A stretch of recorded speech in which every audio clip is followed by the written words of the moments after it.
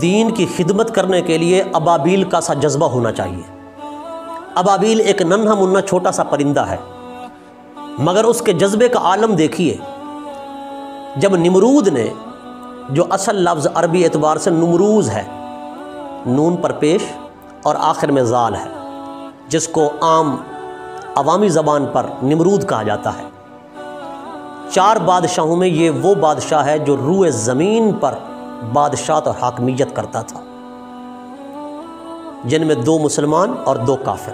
کافروں میں ایک نمرود تھا اور دوسرا بخت نصر۔ مسلمانوں میں ایک حضرت سیدنا سلیمان علیہ السلام اور دوسرے حضرت سیدنا ذوالقرنین رومی رحمۃ اللہ تعالی علیہ۔ تو نمرود نے ایک آلاؤ روشن کیا تاکہ اللہ کے خلیل حضرت ابراہیم علیہ السلام کو اس میں جلائے۔ جلانے کے لیے ایک بہت بڑا آگ کا آلاؤ روشن کیا۔ کئی سال لکڑیاں جمع ہوتی رہیں، عورتوں نے منتیں مانی، بڑھیا عورتوں نے منتیں مانی، ہمارا فلاں کام ہو جائے، ہم اتنی لکڑیاں جو ہے اس چخے نمرود کے اندر ڈالیں گی۔ منتیں مان کر اس چخے کو لکڑیوں کے ساتھ بھرا گیا، پھر اسے جلایا گیا۔ حضرت ابراہیم علیہ السلام کو منجنیق کے ذریعے اس میں ڈالا گیا، تو وہ ننھا منھا ابابیل چھوٹا سا پرندہ بڑی بے تابی اور اضطراری کے عالم میں اپنی چونچ میں پانی کے چند قطرے لیے دوڑتا جا رہا ہے، اس عظیم آگ کی طرف اڑا جا رہا ہے۔ کسی نے پوچھا، ننھے ابابیل کہاں کا ارادہ ہے؟ بڑی بے تابی اور بڑی بے چینی ہے۔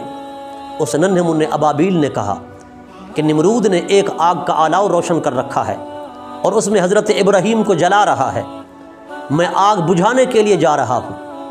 تو سائل نے کہا، اے ناسمجھ پرندے، اے ننھے ابابیل، یہ تیرے پانی کے چند قطرے جو تمہاری چونچ کے اندر ہیں اتنے بڑے آلاؤ کو سرد کر دیں گے، اتنی بڑی آگ کو بجھا دیں گے؟ اس ننھے ابابیل نے کہا، علم مجھے بھی ہے، میرے یہ پانی کے چند قطرے اسے بجھا نہیں سکیں گے، اسے سرد نہیں کر سکیں گے، مگر میرے جذبے کو سلام کرو، میری محبت کی مجھے داد دو، میرے ولولہ کو سلام کرو کہ جس دن حضرت ابراہیم خلیل اللہ کے چاہنے والوں کی فہرست بنے گی، محبان ابراہیم کی لسٹ بنے گی، جہاں بڑے بڑے لوگوں کا نام آئے گا، وہاں میرا نام بھی اس لسٹ میں شامل کر دیا جائے گا۔ اللہ اکبر! یہ نام لکھوانے والا جذبہ ہونا چاہیے۔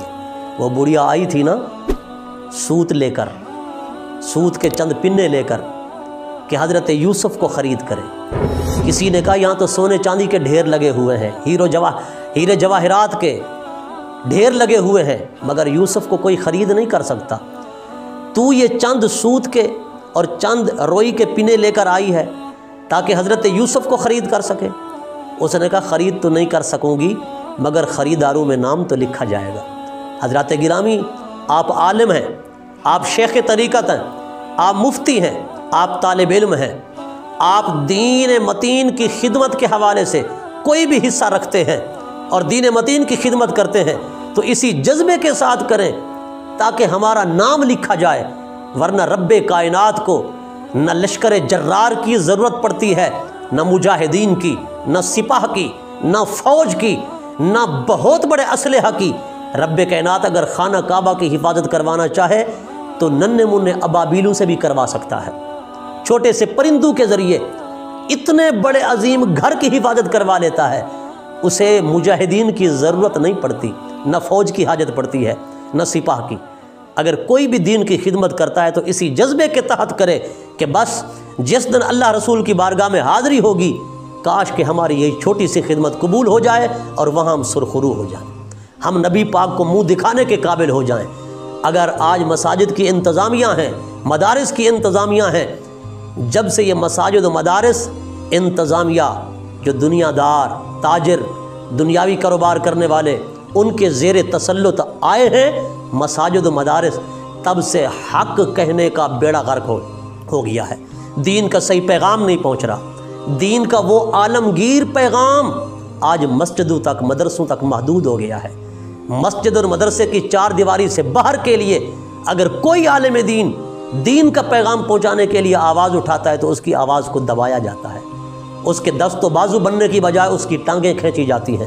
حضرات گرامی، مساجد کی انتظامیہ، مدارس کی انتظامیہ، ان کو سمجھنا چاہیے کہ یہ آفاقی دین کا پیغام جو ہے، یہ عالمگیر دین کا پیغام جو ہے، یہ مسجد یا مدرسے کی چار دیواری تک کے لیے نہیں آیا تھا، یہ شرق تا غرب، شمال تا جنوب، پوری روئے زمین کے مسلمانوں کو فیض یاب کرنے اور غیر مسلموں کو بھی فیض یاب کرنے کے لیے آیا تھا۔